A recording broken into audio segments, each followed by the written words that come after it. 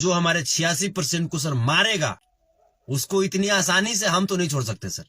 वो गोली मारेगा तो हम सर बोली से मारेंगे, वो उसको गाली देंगे सर।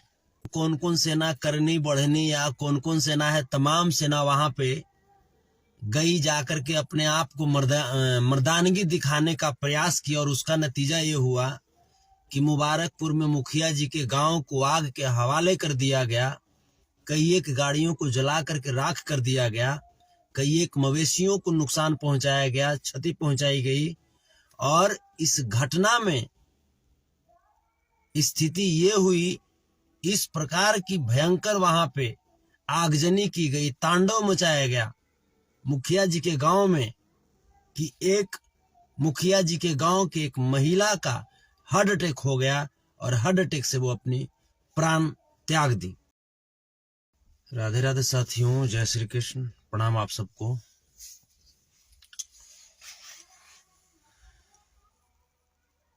साथियों, अभी सुबह का भोर का वक्त है, सुबह का लगभग 4 बजा है। और आज रात में एक वीडियो मैंने देखा, हमारे पास लिंक आया था, वो मैंने वीडियो देखा, और वीडियो देख करके मैं बहुत स्तब्ध हो गया। आदरणीय जाप सुप्रीमो पप्पू यादव जी का एक वीडियो मेरे संबंध में, मेरे संदर्भ में वीडियो था, शायद आप लोग भी देखे होंगे। वो वीडियो देखा जिसमें आदरणीय पप्पू यादव जी बिहार के डीजीपी महोदय से, एसपी महोदय से, किन्हीं से वो फोन पर हमारे ऊपर एफआईआर करने की बात कर रहे थे। बहुत स्तब्ध हुआ मैं, बहुत आश्चर्य हुआ कि आखिर हमारी गलती क्या है जो इतनी बड़ी बात उन्होंने एक प्रेस कॉन्फ्रेंस में कहा। एक प्रेस कॉन्फ्रेंस ही कह सकते हैं, क्योंकि वहां पे तमाम मीडिया चैनल, नेशनल मीडिया भी वहां पे पहुंची हुई थी, और उस प्रेस कॉन्फ्रेंस में उन्होंने कहा, एक्चुअली छपरा मुबारकपुर की जो घटना है, जिस घटना में शायद 2 या 3 लोगों की जान गई है, और जिनकी जान गई है वो राजपूत समाज से भी हैं और एक यादव समाज से हैं। जैसा कि गोदी यूट्यूबर और गोदी मीडिया के द्वारा ऐसा कहा जाता है, ऐसा कहा गया है कि मुबारकपुर के जो स्थानीय मुखिया पति हैं विजय कुमार यादव जी, उनके द्वारा ये घटना की गई है, ऐसा मीडिया, जो गोदी मीडिया है, उनके द्वारा कहा गया है। लेकिन जहां तक हमने उस गांव के लोगों से बातचीत किया, हमारे पास भी फोन कॉल्स आए, और फोन कॉल्स जब आए तो उस फोन कॉल्स में तमाम लोग, जितने भी फोन आए उसमें तमाम लोग यही बात बोले कि भैया वो मुखिया जी के मुर्गी फार्म पे आया था और मुखिया जी के ऊपर घात करने के लिए आया था, मुखिया जी की हत्या के इरादे से आया था।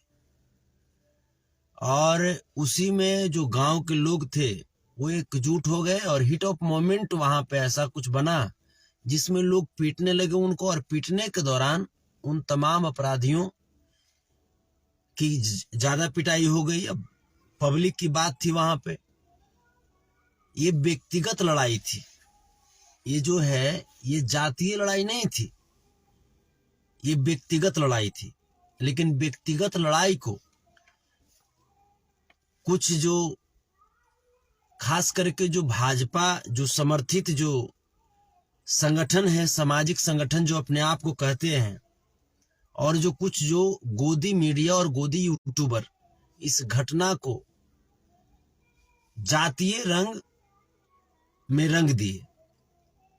और हुआ कुछ यूं कि आप देखे होंगे कि तमाम कौन कौन सेना करनी बढ़नी या कौन कौन सेना है, तमाम सेना वहां पे गई, जाकर के अपने आप को मर्दानगी दिखाने का प्रयास किया। और उसका नतीजा ये हुआ कि मुबारकपुर में मुखिया जी के गांव को आग के हवाले कर दिया गया, कई एक गाड़ियों को जला करके राख कर दिया गया, कई एक मवेशियों को नुकसान पहुंचाया गया, क्षति पहुंचाई गई। और इस घटना में स्थिति ये हुई, इस प्रकार की भयंकर वहां पे आगजनी की गई, तांडव मचाया गया मुखिया जी के गांव में, कि एक मुखिया जी के गांव के एक महिला का हार्ट अटैक हो गया और हार्ट अटैक से वो अपनी प्राण त्याग दी। अब बताइए, इतनी बड़ी घटना इधर भी तो घटी, मुखिया जी की तरफ भी तो घटी। आदरणीय पप्पू यादव जी, आप गार्जियन स्वरूप हैं, मैं आपसे मैं क्या कहूं, आपके बच्चे के सदृश सम है, लेकिन आप इस प्रकार से एक तरफा बयान दिए, ये कभी हम नहीं सोचे थे। ये कभी सोचे ही नहीं थे कि आपके तरफ से ऐसा भी वक्तव्य जारी किया जाएगा, इस तरह का भी बयान दिया जाएगा। ये बातें गोदी मीडिया तमाम जो कह रही है, हमारे पास पप्पू यादव जी वीडियो क्लिप है। आप हमारे ट्विटर पे जा करके, संतोष रेणु यादव ट्विटर हमारा है, आप उस पे जा करके देख सकते हैं। न्यूज 18 बिहार झारखंड का वो वीडियो क्लिप है। उस वीडियो क्लिप में क्लियर कट उसमें दिखाया गया है कि जो मुखिया जी और जो उन तीनों लोगों के बारे में जो चर्चा की जा रही है, उस वीडियो क्लिप में पप्पू यादव जी आदरणीय आप जा करके देख सकते हैं। उसमें स्पष्ट रूप से उस चैनल ने उन तीनों लोगों को अपराधी बताया है। अब जहां तक बात है, आदरणीय पप्पू यादव जी से मैं पूछना चाहता हूं कि हमको तो वो बोल दिए कि संतोष रेणु यादव पे एफआईआर कीजिए, उस बहुत गाली देता है, ये करता है, वो करता है। तो हम तो एक बच्चा ठहरे, हम तो एक आम पब्लिक ठहरे। लेकिन मैं आपसे मैं पूछना चाहता हूं कि वही एफआईआर अगर आपके ऊपर मैं अगर डिमांड करूं, मैं अगर मैं आग्रह करूं बिहार के डीजीपी महोदय से कि कटिहार वाले मामले में आपने भी तो कहा था, वो भी तो पूरा वीडियो अभी भी मौजूद है, आपने भी तो कहा था ना कि जो मोहना ठाकुर को गोली मारेगा उसको 2 लाख रुपया का इनाम देंगे। तो ये कहां से, किस संविधान में लिखा हुआ है कि आप किसी को जैसे दिन दहाड़े गोली मरवाने पर 2 लाख रुपया दीजिएगा? ये भी तो गैर कानूनी बातें हैं। तो इस संदर्भ में तब तो आपके ऊपर भी एफआईआर होनी चाहिए, आपके ऊपर भी एफआईआर होनी चाहिए ना। और रही बात, आपने ये अभी तक क्यों नहीं कहा कि मोहना ठाकुर जो इतना बड़ा दरिंदा, अभी तक उसका घर का कुर्की जब्ती नहीं हुआ?